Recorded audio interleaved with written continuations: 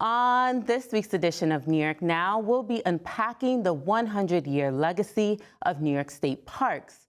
First, with a dynamic conversation with Commissioner Randy Simons and Chief Diversity Officer Yolanda Bostic Williams. And then we'll be looking at WMHT's From Land to Legacy documentary, which unpacks the history of New York State parks and the importance of preserving it. I'm Chantal Destra, and this is New York Now. Today, the Senate majority will pass legislation. I will fight like hell for you every single day, like I've always done and always will. Passing these bills on the floor, maybe get another stand. Welcome to this week's edition of New York Now. I'm Chantal Destra. The New York State Office of Parks, Recreation, and Historic Preservation has been tasked with overseeing state parks, sites, and trails for the last 100 years. Now, that work is deeply rooted in continued upkeep, conservation efforts, and development initiatives for all parks and historic sites in New York, from Niagara Falls to Thatcher State Park in the Capital District. A lot of that work is also rooted in ensuring New Yorkers are aware of all of the dynamic and robust offerings of the park system across the state. In celebrating 100 years of New York State parks, the office launched the We'll See You Out There campaign, encouraging visits to and experiences with the park system. Throughout the year, the office has also reflected on the state's continued investment on the upkeep and expansion of parks. For more on the work of the state office, we sat down with Commissioner Randy Simons and Chief Diversity Officer Yolanda Bostic Williams. Here's that conversation. Thank you both so much for joining us today. It's our pleasure to be here. Yes, thank you for having us. And as I was looking at the history of the park system, I was just shocked to see how robust and dynamic the offerings of the park system is. From Shirley Chisholm State Park in Brooklyn to Thatcher Park here in the Capital District. So from your purview, how essential is it for the state to continue its efforts in investing and expanding in the park system in the years to come? I mean, you said it, right? When you look at our system, we're one system, but we're such a diverse system, diverse in experience, diverse in the locations that we have, the geography, but it's also because our population, our visitation is diverse. So when you're from Long Island, Bethpage is the People's Country Club and host of the 2025 Ryder Cup, Jones Beach, the largest public bathing beach in all the nation. Shirley Chisholm, Riverbank, which I call in Harlem the biggest community center in all of New York State. And I marvel that you could be 30 minutes outside of the metropolis of New York City and be in Harriman and Bear Mountain, and like 9 million people live just around the corner. Yeah. And you go up north to Green Lakes and the Merrimack Lakes, that we have there, to Letchworth, named the #1 state park in the nation, to Niagara Falls. The list goes on and on. Right. 84 million, visitation, and we've had 11 consecutive years. So it's incredibly important when you look at sort of the economic factor, but also our wellness factor of why we invest in state parks. Yeah, and as you mentioned, there's so many offerings. So what does outreach and awareness look like for the park system to make sure that New Yorkers are staying in the know of all the offerings? I can take that one. Well, we've done a really great job. We have our All Are Welcome campaign, and we have infused that into basically everything that we do. Mm-hmm. It's all of our social media. We always leave it as a tagline in our emails. We have it in our marketing materials. So we're actually reaching out like that. We're also reaching out to community groups. Also encouraging park staff to talk to people, walk around the park, right. Ask them questions. Where are they from? Why are you here? We're also hosting events where we also collaborate with different agencies and different community groups. And then what we also just started to do is really going into different areas to recruit, which allows us also to not only tell people about our jobs, but to tell about the system that we have and how diverse it is. And regardless of where you live, there's probably a park within 20 miles from you. Mm-hmm. And most people don't even realize that our system is so vast. Right. And then a lot of people get confused because they think New York City parks or county parks, so we have to tell them, no, they're all parks, they're all great outdoor spaces, but state parks are very special. So. And as the Chief Diversity Officer, Yolanda, what do the diversity and inclusion efforts look like in the years to come? Well, like I said, we have our All Are Welcome campaign. On Friday, I'm actually going to speak to the Empire Pride Conference because we really want to make sure that the community groups throughout New York State know that our parks are a safe space. So we're trying to get out more to these type of events. We're also going to, we're tabling in the communities. We're also advertising our jobs on different platforms that are more direct to different cultures and demographics. And I'm really proud of that. And I want to say that we're even elevating a lot of staff that necessarily might not have had a promotion or opportunity to get a promotion. So we're really doing our best to really change the dynamics of our agency and letting the world know and the state that there are jobs in New York State. All groups are welcome, and just come on in. I mean, it's a safe space, and it's just. And I'll add our whole history initiative. I mean, we have a window now, right? The Park Centennial, the 100th anniversary. We're celebrating this year. Next year's the Bicentennial, the Erie Canal. In 2 years, it's our nation's 250th. It's more important than ever right now to get the fullest telling of the stories that shaped our history as a state and as a country. There are stories that we thought we knew, that we now uncover we really didn't know. There are stories that were withheld or buried in decades or generations past that we now can unearth and tell the full story. And there's stories we just didn't know.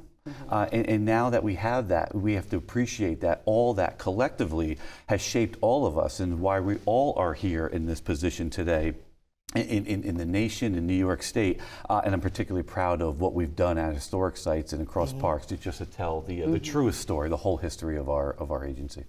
And Randy, as someone who started their tenure with the park system over 12 years ago, what has surprised you most about the work?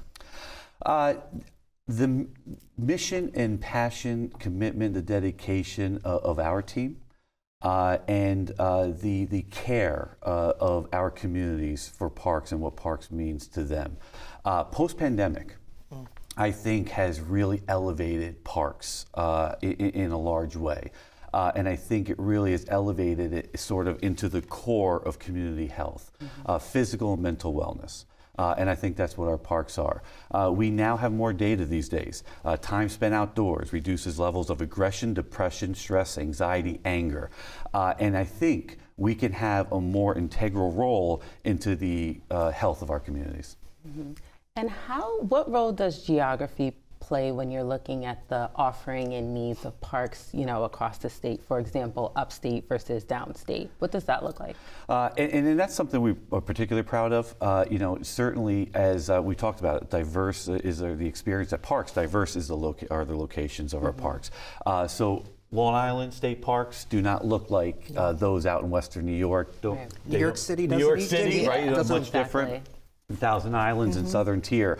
I think what we've now done is look at sort of how we build this system back better, how we provide a little TLC to this system. It used to be, we need a bathroom at this park, then we need a trail, we also need that parking lot, and then 3, 4, 5 years of constant construction. We're now looking at collectively as a complex, a suite of projects that can be done in 1 year. Saves time, also saves sort of the intrusion that visitors have, not having a park under construction for 5 years straight, but have it 1 year, and have a fuller sort of suite of responsibilities that we're trying to repair, refurbish, or just build back better. And have there been any misconceptions about the park system that you've had to debunk in recent years? That's a great question. Debunk. You know what? I would say that a lot of people don't think they since they're not familiar with the park, they might not feel safe, especially from I'm going to speak personally.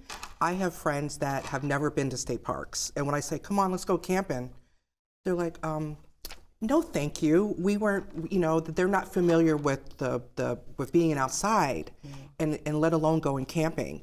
So I'm really trying to get my family and friends more comfortable in being in these spaces because I was raised in these spaces. Bear Mountain State Park downstate is I was raised at that park, so it's one of my favorite places. but other people who aren't exposed, so you don't know what you don't know. Right. So that's one of the things that we really want to reiterate, that our spaces are safe and they're safe for everyone, even the ones that might be a little bit more difficult to get to.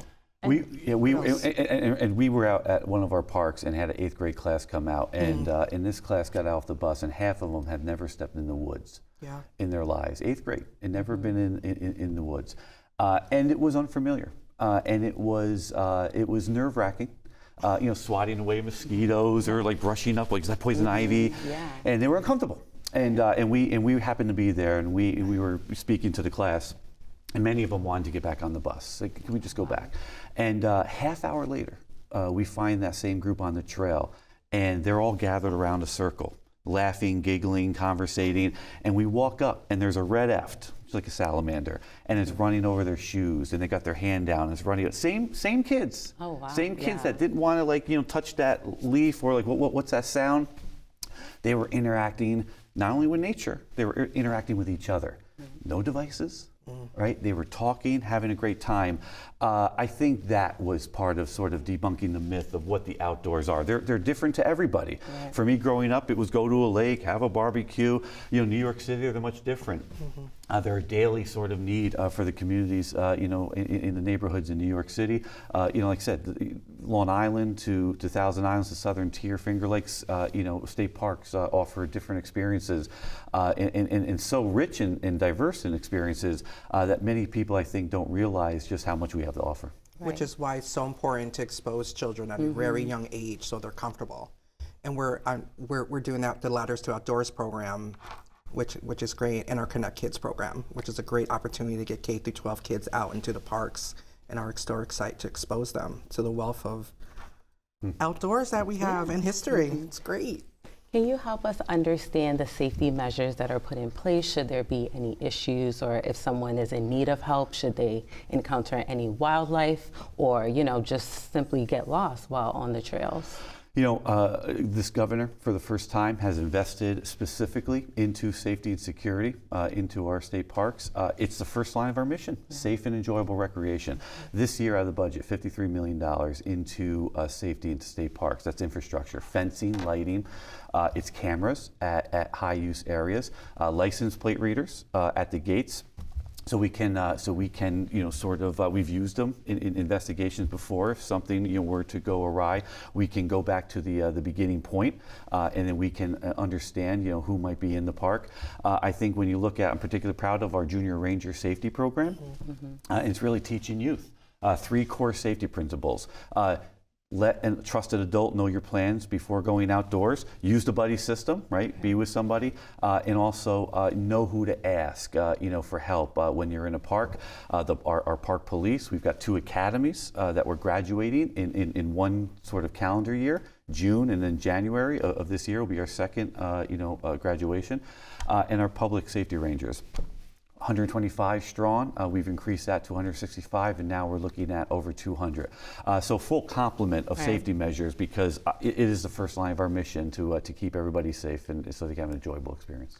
And as you mentioned earlier, New York State Parks just celebrated its centennial anniversary. Congratulations, that is a huge milestone. So I wanted to understand, what have been sort of the biggest changes to the park system from inception to where we are present day? A couple things. I think category visitation, right? Our visitors expect, different things and more. I'll use connectivity as one. Yes, we're promoting get outdoors, disconnect, from that technology, but having the opportunity to connect. So I think we have to elevate our game to meet the needs of the modern day visitor. I think the programming that we do. I think we have to engage. It's not just, it used to be you come out, spend time in a park, and go home. You want to be engaged within that park. I think those are the two biggest things. I think is where our locations are.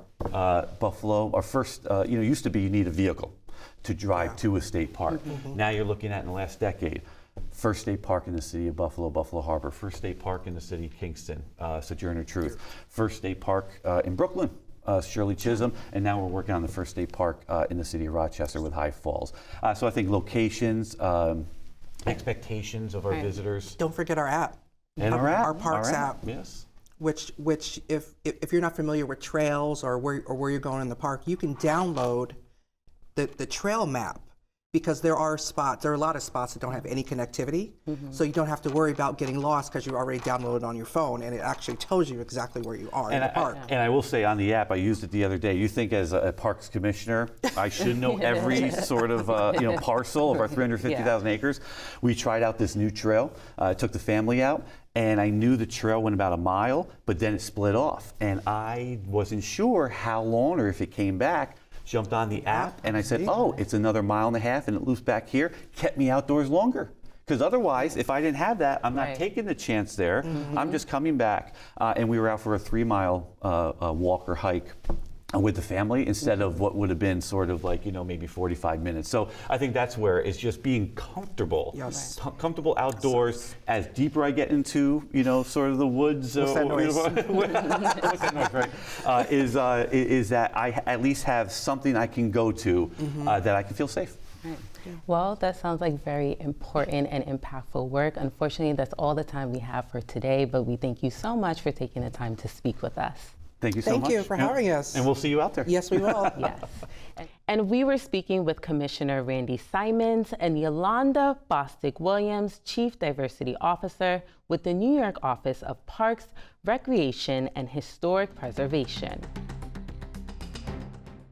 And for more on our conversation with Commissioner Randy Simons and Yolanda Bostic Williams, you can visit our website.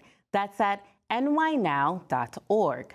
To celebrate the 100th anniversary of New York State Parks, WMHT producer Nicole Van Slyke partnered up with the New York State Office of Parks, Recreation, and Historic Preservation for a 52-minute documentary unpacking the long legacy and impact of parks in the state.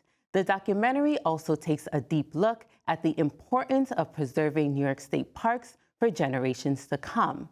Here's a snippet of that documentary, From Land to Legacy, 100 Years of New York State Parks. I think now it's really about a sort of reappraisal of where we're at. We're revisiting parks and sites. We're striving to make them more accessible, to make them inclusive, to make everyone comfortable there. At our historic sites, we're working to revamp some of our interpretation. So it's a very organic thing. It's constantly evolving and addressing new needs, new perspectives, new viewpoints. It'll be interesting to see what it looks like in 100 years.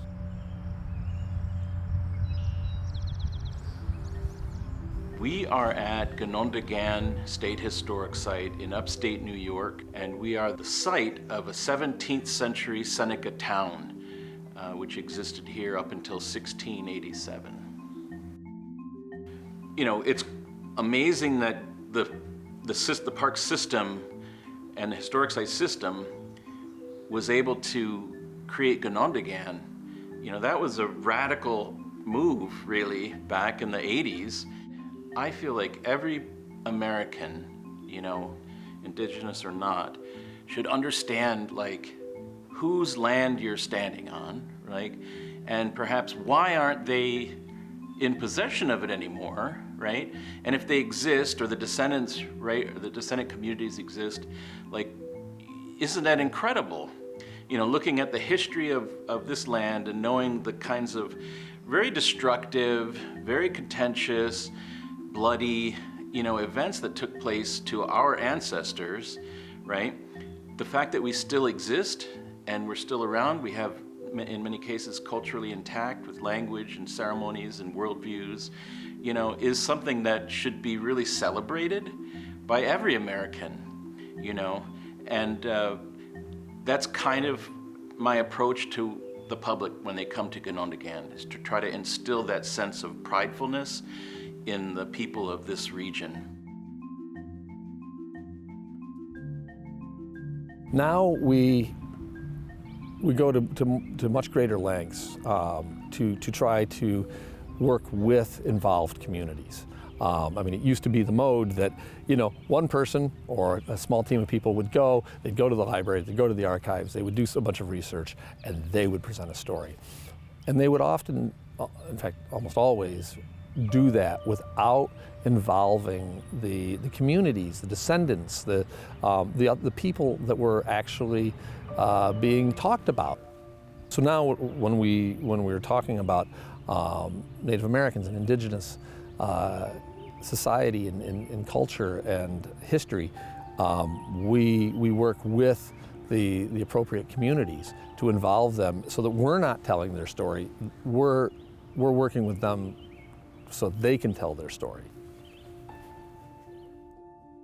It informs our current life, right? To know where we came from, who we are, and also to explore diverse stories that aren't necessarily the ones that we learned in our own youth. With the representation of staff, programming, and the availability, I think we're doing a really good job to address the wrongs that have been done in the past.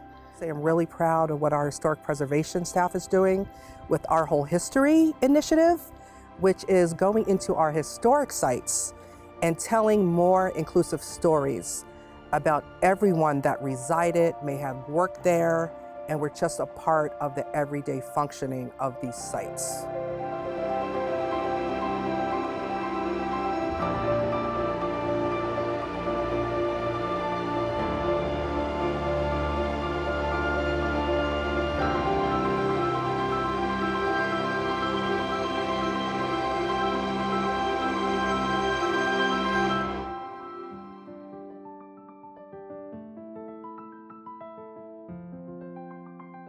For every Johnson Hall, there's 1,000 buildings that didn't survive, right? These are sort of placemakers. It has a story to tell, right? It brings that story to life.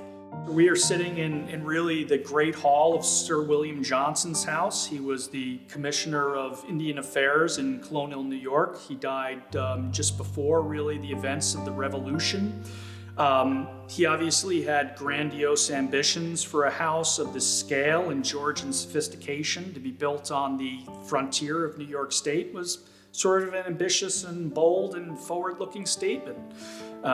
This is not the house that everyone built in colonial New York. Keep in mind, there's probably thousands of people in New York State at the state who are living in log houses. So this is really a stature house. And what I find most interesting is, Georgian buildings often have their main historic core, and they have some outlying dependencies to form sort of a 5-part composition.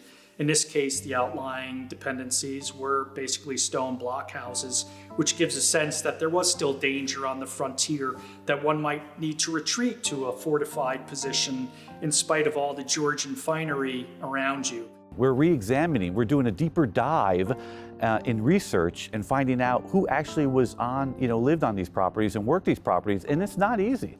Some records are there and some are not. We have stashes of archives all over the state. They are in large holdings like the New York State Archives, New York Public Library, New York Historical Society, small historical societies all over the state. They're in churches, they're in people's basements and in attics. They're in family Bibles and collections. Throughout the state, we have boxes of documents from this period just waiting to be read and transcribed. And they are in English, they're in Dutch, they're in German, they're in French. We've always been a multilingual, multicultural environment from the very beginning. So this is a time when we've done a lot, we've made so much progress, but we have a long way to go. Going back 100 years ago, I think a lot of the history telling was hero worship. It was centered around telling the stories of, the great general or the very rich family that built a mansion and a financial empire. And these were the things that most of our historic sites focused on. So we talk about the person that the mansion is owned by, maybe the family that lives inside of the mansion, but we don't talk about the people who built the mansion. We don't talk about the people who allowed that entire manor estate to be profitable and who worked the land and who operated everything within that structure. So we leave a lot of the story behind. So now we're trying to make sure that that story is complete and inclusive. So it's a matter of really looking at what was omitted and marginalized and left behind and saying, we're going to be accurate, we're going to be truthful, we're going to talk about enslaved people, we're going to talk about tenant farmers, we're going to talk about displaced indigenous nations that were pushed off of their land. We're going to talk about all of those things because all of those things are part of the story that we've left out before.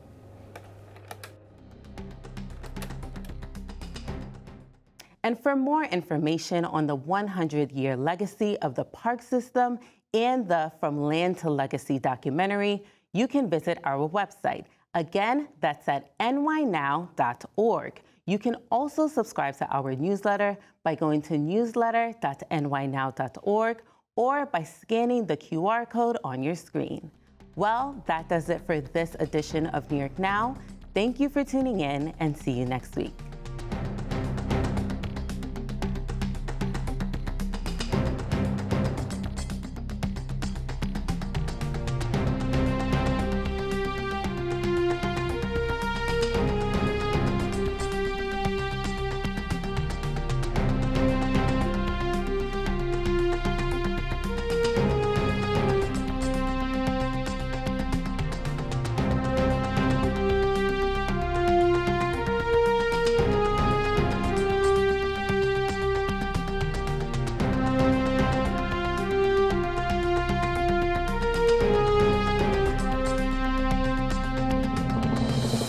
Funding for New York Now is provided by WNET,